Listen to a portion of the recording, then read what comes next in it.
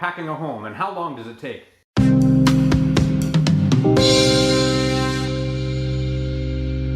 So, how long does it take to pack? It really depends on the size of the home in which you're packing. A 1 to 2 bedroom apartment is typically going to take between 1 to 2 days. A 2 bedroom to 4 bedroom apartment is going to take anywhere between 2 to 5 days. And a 3 to 5 bedroom home is going to take anywhere between 4 to 7, maybe more days. And one of the big components that you can do to speed things up is to declutter before you start packing. Go through and find all those old kids' toys that nobody uses anymore and get rid of those. If you have any cups or plates that are chipped or cracked that you've been meaning to replace, it's a great time to save some packing material. Don't pack them and just get rid of them, and then they won't be ending up at your new home, and you'll make your actual packing go a lot faster. And make sure that you make yourself comfortable. You know, wear some comfortable clothes like a t-shirt, some jeans, put on some running shoes, and also put on some good music to get yourself like in the mood and motivated. And make sure you have all of the materials that you're going to need. So you want to have not just boxes, but you want to have tape and packing paper to cushion everything.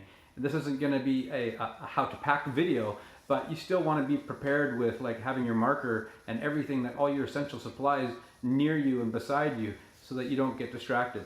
And another thing too is try not to get too sentimental as you're going through things. I've seen a lot of people slow down. Maybe they're looking at old family photos. That'll just be really hard. So if you're the type of person that's going to start getting sentimental as you're going through your things, maybe get someone else to pack those items, and then you can pack up the items like in a kitchen behind me, that you're not going to run across that type of a problem. And you want to know what to pack first. So I really recommend going through and packing up items that you can typically live without. So things like a buffet and hutch, go through your china and pack up those items.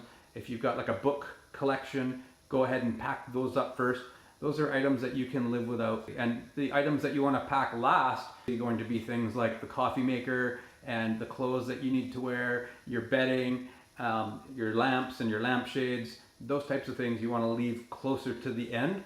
Is schedule a day in between when you think you're going to be finished packing and when the moving truck or your rental truck is going to arrive, and that way you have a little bit of a buffer of time in between. So give that space to yourself. There's always going to be last minute things that are going to be able to fill up that time, so don't leave things to the last minute. There's nothing worse than being unprepared and feeling worried. And I would say as well that a lot of people underestimate how much they have. When you're living in a space, you just don't realize it. But when you are packing, you slowly start to realize. Like, I've seen people come into our warehouse and they've got to pack a kitchen like the one the size behind me here, and they think they need maybe 7 boxes, something like that. Well, I'll tell you, this size of a kitchen, for me to pack, it's going to take anywhere between 25 to 35 boxes. This whole room will be filled with boxes behind me if I pack this room. So don't underestimate the amount of items that you have, and give yourself a lot of time to go through and pack.